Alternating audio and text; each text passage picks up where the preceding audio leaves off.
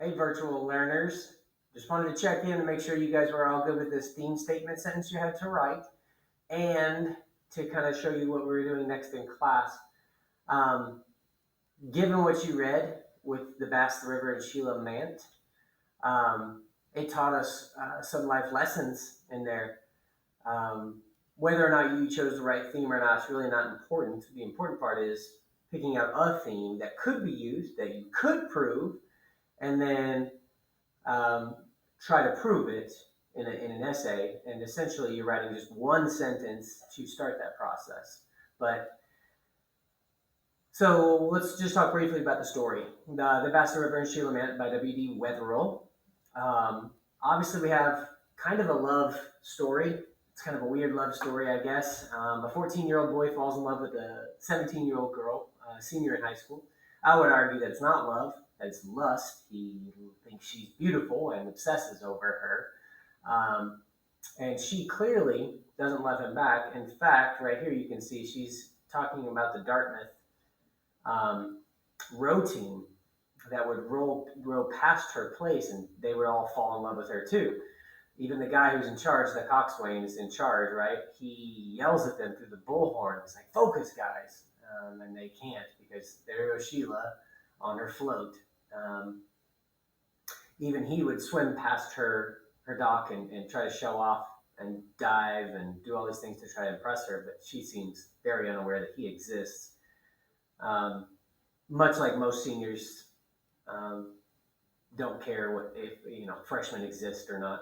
But anyway, she even goes so far as to use double entendres, which are things that are said one way but interpreted in two different ways. Like she says, "I'm playing the outfield because I don't like the responsibility of having a base." Well, the quote unquote, if you're playing the field, that means you don't want to be tied down with like a girlfriend or boyfriend. You want to date several different people. And so she's laying it down here and he's not picking it up.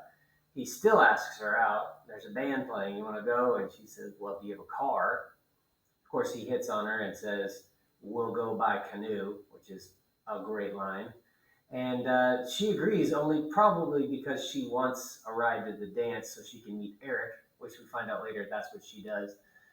Um, so he goes to pick her up, and he accidentally, kind of subconsciously, like casts the line in his canoe, which is something he did all the time.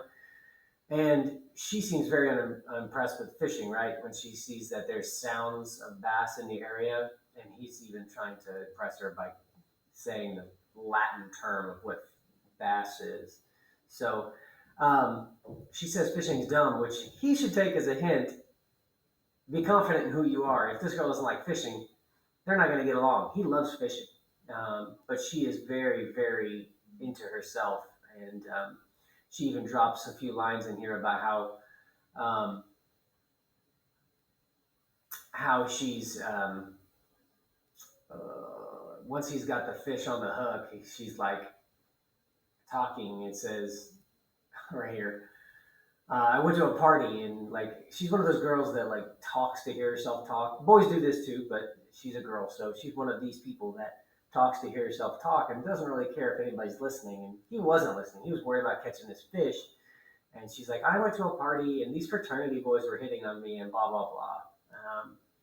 And so, does she care if a 14-year-old's interested in her? No, because she has other suitors who are much older and much more attractive to her. He even mentions another man in the middle of this conversation with her.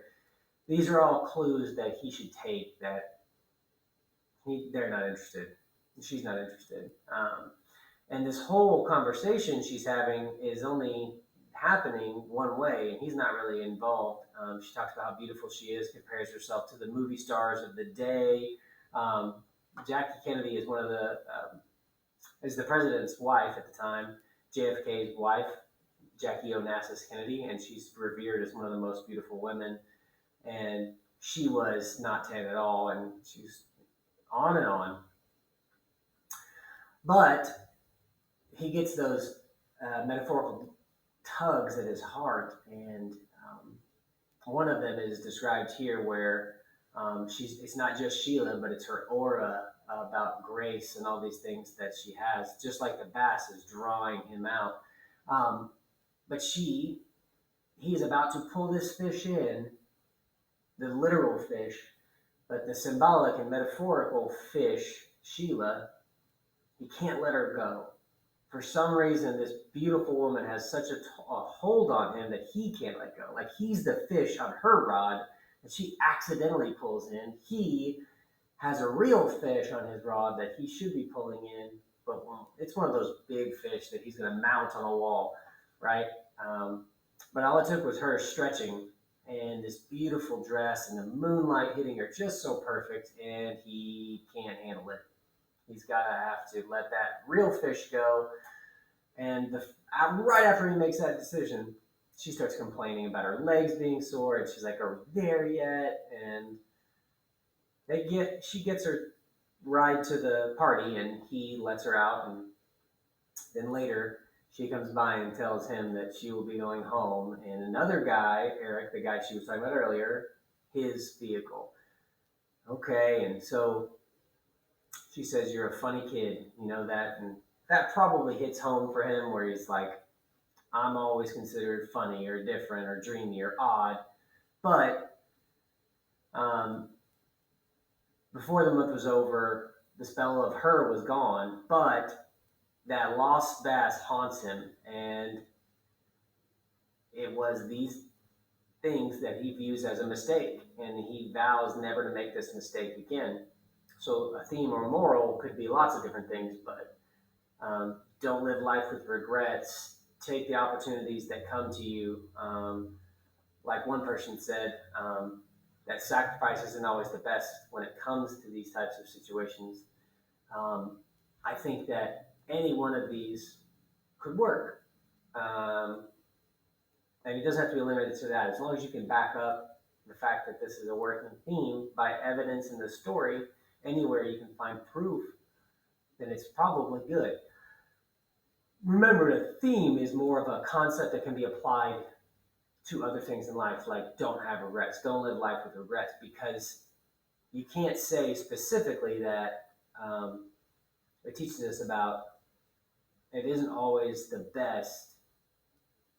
Sacrifice isn't always the best when it comes to young love. Through you wouldn't want to say he teaches us about catching a fish and how fish and women don't mix or something like that, because that's way too specific. But something like this makes sense, where you can say he teaches us that sacrifice is always the best when it comes to young love.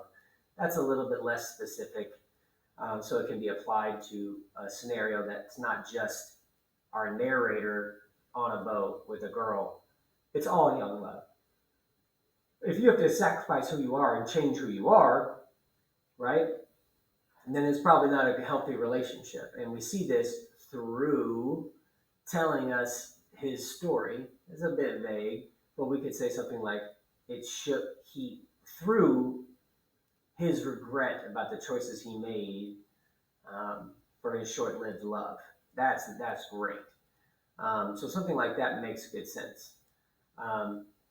In The Bastard River and Sheila Mant by W.D. Wetherell, he teaches us that sacrifice isn't always the best when it comes to young love, through telling us his story, which shows his regret about the choices he made for his short-lived love.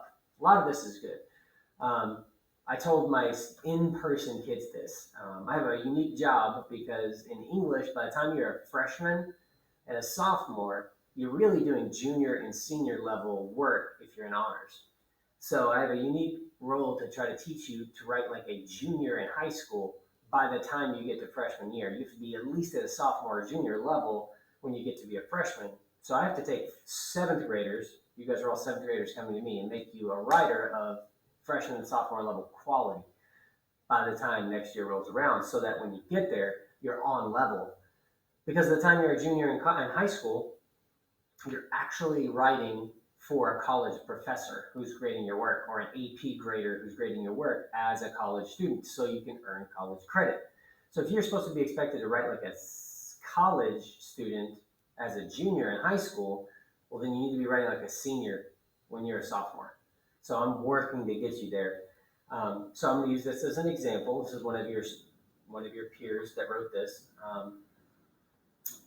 So I'm going to edit it with you. So in The Vast the Reverend Sheila Mant by W.D. Wetherill, he teaches us that sacrifice isn't always the best.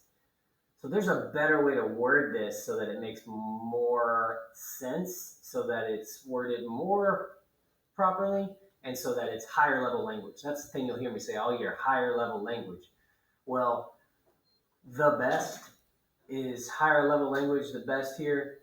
No, the best we can add and change. So the best, we gotta find a different word. The best picture, the best whatever, finest, greatest, foremost isn't the principal idea. Phrases like that would be very important to interject here. He teaches us that sacrifice isn't always the best when it comes to young love. When it comes could be a phrase you could change. Isn't the best when what? When applied to young love could be a way to say that. When it comes could be changed to when applied, or when applied to young love isn't always the best, isn't always um, optimal, ideal when applied to young love. He teaches us that sacrifice isn't always the ideal, uh, isn't always ideal, not the ideal, sorry. We don't like to use contractions, so we could change this. That would be something I would recommend. And on your papers, you may see me add little comments like don't use, do not use contractions, something like that. Always ideal when applied to young love through telling us his story, comma, which shows his regret about the choices he made for his short-lived love. Regret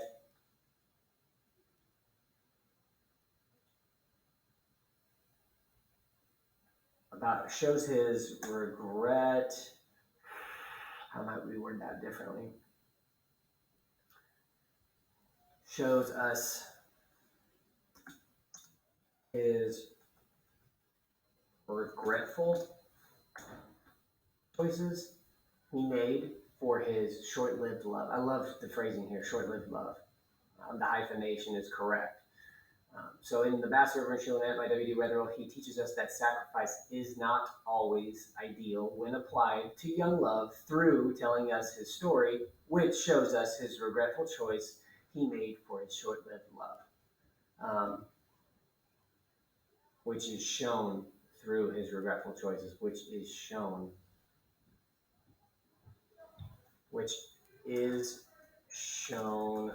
through his regretful choices he made for his short-lived love. Something like that is a good example. Obviously, you can't all have this exact example, so take what you have and apply it using the same type of idea we just did here with this one. Okay, your job is to edit your sentence so that it looks like this one, close to it. You want to have higher level language and change some things so it makes sense. And you should be preparing for a vocabulary quiz on those words that I made you write down. Some of you guys did that in the classroom. I saw some of you guys turned it in already.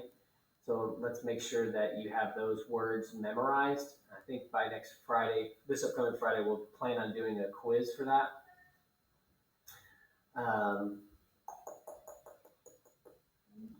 Classwork.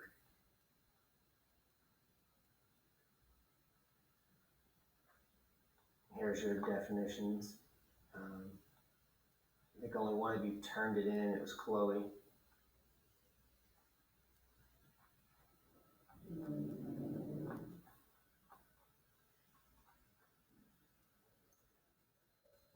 So yeah, these definitions here need to be memorized.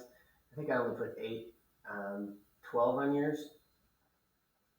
But let's make sure we have those words memorized. and we'll throw together a quiz so that we can get to prove we are using these and know.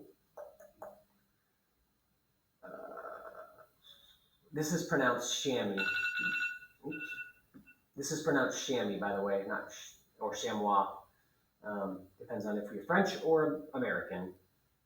Um, Surreptitiously, conspicuous, luminous, quizzical. Denizens, pensive, skull, coxswain. These are all words that are filial. These are all words that the people in class heard me say, but when you're distance learning, you don't get that benefit. But anyway, what I'll do is show you one more thing and I'll let you go.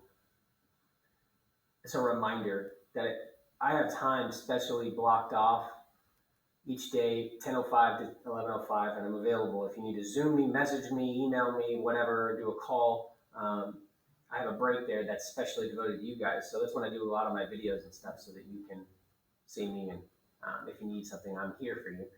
But yeah, message me so that I know you would need it, either email or whatever, and reach out.